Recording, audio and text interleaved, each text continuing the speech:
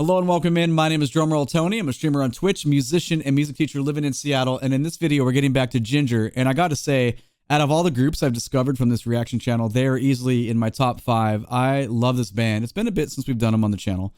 But I was thinking about Vlad today, and I was like, why have we not done one of his drum playthroughs? Enough people have recommended it.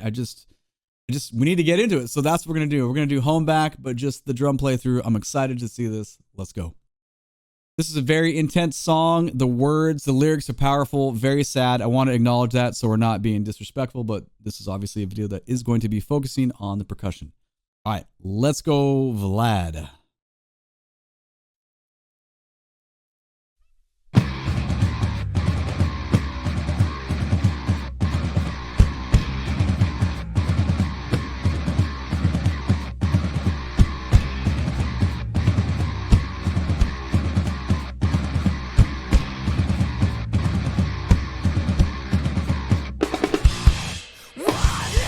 Oh, that snare that is cranked up to the moon, man. I forgot. Yeah, that sounds really good.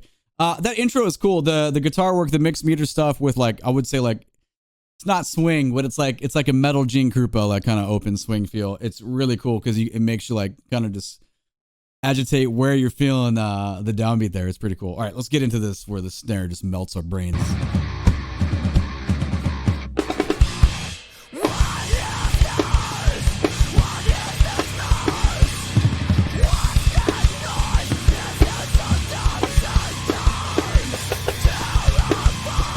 Oh, pop, pop, pop. That piccolo, where is that? I must be submerged under his, dude, his setup is sick, by the way. I love the presentation and his distribution of plates and how we just surround the kit here and how everything's so flat. This would be, you know, I've spent less time around a drum kit, but this is way more like how I would feel comfortable. This is really nice. I want to hear that piccolo thing. Okay, it's over there behind below the ride.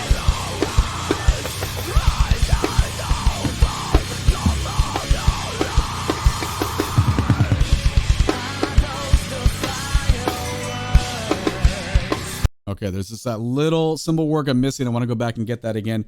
I really love seeing his transitions of all variations of triplets, primarily 16-note triplets here, between the hands and the feet and how it just flows. And his focal point being, you can like kind of watch where his gaze is and how we're just kind of splitting down the kit. And just, you can see the competency and fluidness is just real nice here.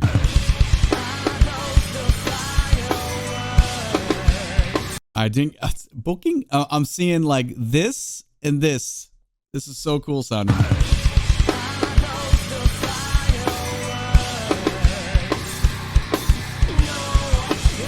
If somebody knows the diameter, the difference in how big these are to get that little just minor detail in pitch difference, I'm going to get it one more time just because it's so good.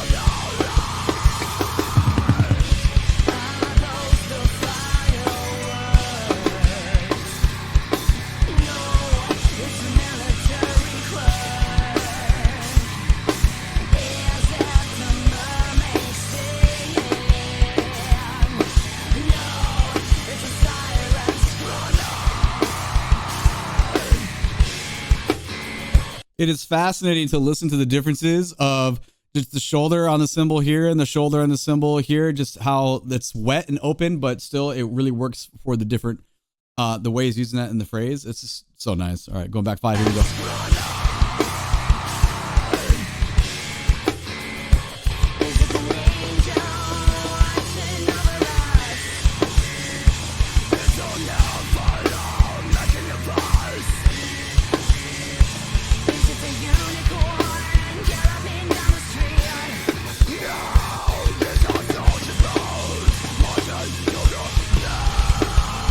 Man, the quality of sound on a raka, just the almost, it's a flam, sort of like, it's way bigger than a flam though. It's like almost like, I mean, both, he's going like past his shoulder on the right hand here and just the stuff that's coming out. It's like huge double stops, but just perfectly executed for what's going on with the type of music. So that's pretty badass.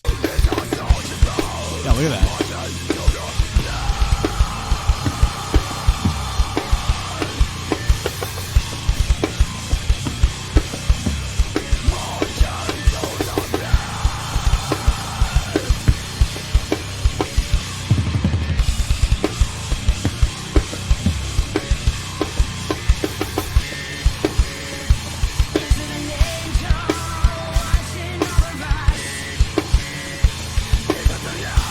And I said it on the other video too. It's just you can't. I mean, you can't help but not hear the guitar work and stuff that's going on. The syncopation between the bass drum and the way the guitar work is going, it's not an onslaught of notes, but it's complicated enough to know that that shit's difficult. Like, it's so groovy and it fits with what's going on in the song because it's like obviously layering rhythmically perfectly. But they would, I'd have to be like, okay, let me sketch this out. Let me sit down and so I can feel this, because you get kind of like, he's such a metronome between, you know, our speeds of like, you know, this happening on the cymbal and then here, but all the stuff is going on in the feet between that and the snare. It's pretty complicated, to be honest. Like, you know, so I'm sitting there going, okay, this is a lot more difficult than it seems. You know, this is very cool.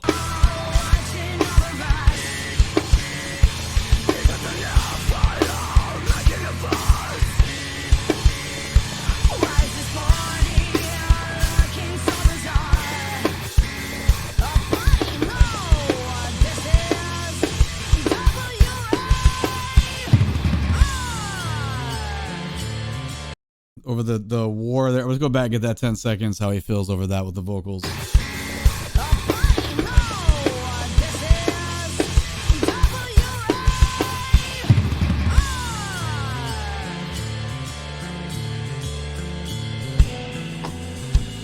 Yeah, I'm digging the flam work there coming into this like metal bossa nova section.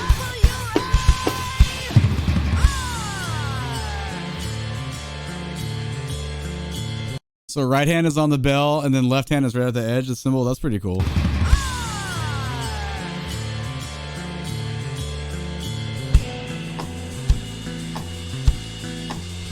He's smacking the shit out of the snare, and that look how much the snare is moving on the cross stick. That's powerful.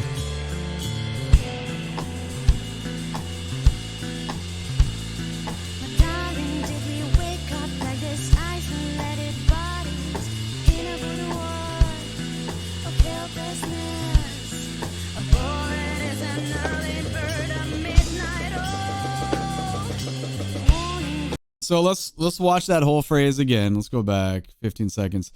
Check out, you want to talk about like ease of flow and good use of energy. Watch his wrist here into the open fulcrum, nice and relaxed between our cymbal extension all the way over here. So where your shoulder is totally open and you're like, naturally you're going to have some attention going way over here. And when you come forward, let's just look how good the use of energy is between both. It's nice and smooth.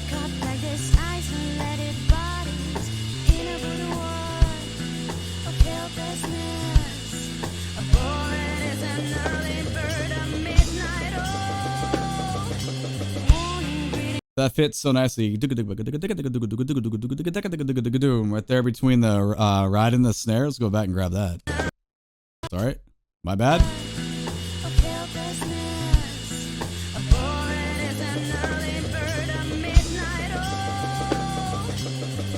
With the accent placements on the bell, it's really nice.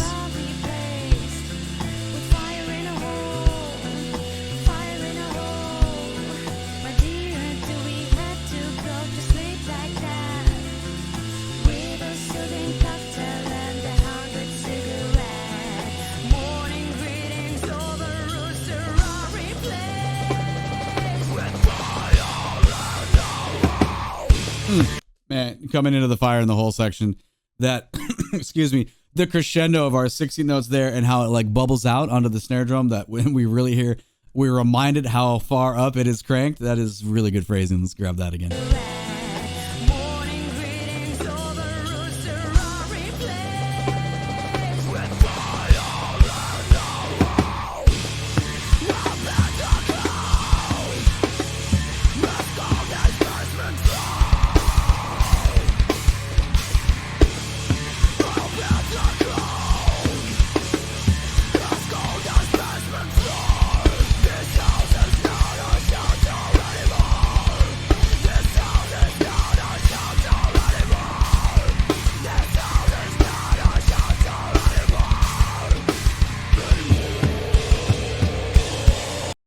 Man, all those accents. I think the first year, let's see, it was my first like drum corps camp.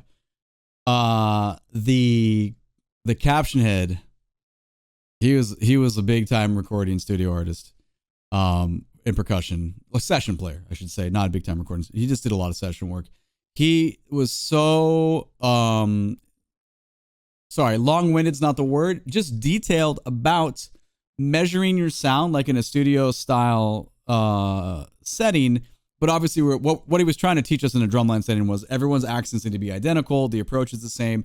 The sound quality is the same every time because you're trying to be as clean as possible. Drumline is completely different objective than like this. But the point being, he kept using studios examples of like a microphone on a computer measuring your sound and what it looks like, what the blips look like. And every time I see someone that's super consistent like this, I always think of like, I mean, this is like 20 some years ago at this point, but like that lecture just really stuck out to me in my mind of like, wow, that's really, really important. And it, carried over to other playing too, like bass playing and, other elements of music. I was like, oh, I want to be thinking about that all the time. So when I see this, I think of that. And it just, Vlad is just, I just respect this guy quite a bit. I really enjoy watching him play and just seeing how much of a badass he is and how consistent all of these sounds are, which is just, it's impressive to me,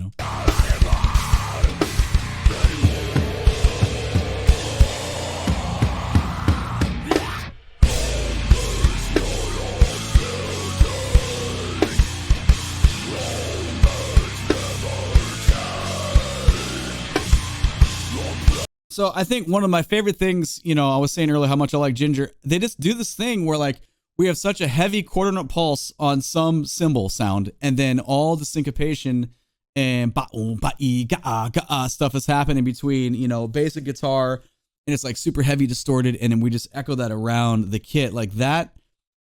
Like this makes me want to practice this kind of music. I want to learn how to play this way. Like this is just really interesting to me. We're going back 10.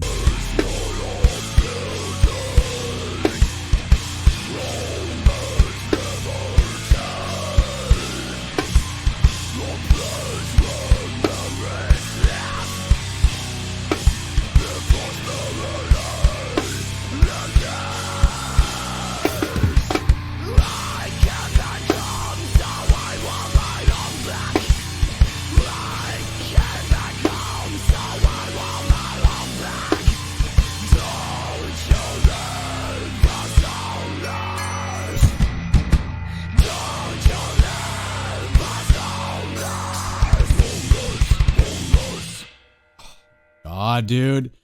Oh man.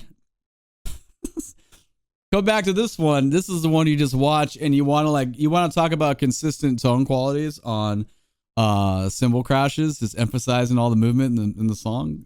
This is cool. Can you imagine being like 15 years old right now and you're like, cool, I want to do like drum playthrough studies. Imagine how much you can learn that you just never had access to before, because you're like, cool, I want to model my playing exactly after Jinjer. Boom, there you go, drum playthrough. You literally can see the man, the myth, the legend sitting right there, and you can see his setup, the brand of gear that he uses, the way it holds the stick, the approach, everything. Like, this is such a cool tool and useful way to appreciate. Well, you can appreciate artists, obviously, but like, I don't know. For me, I'm always thinking of like education tools and what, what can I take away from this? What can I give to students? And like just what, and I also learn about hearing how other people use it. So let me know what you think about these drum playthrough videos. I find it fascinating. Let me know what you think. All right, I'm glad we did this because that was a lot of fun.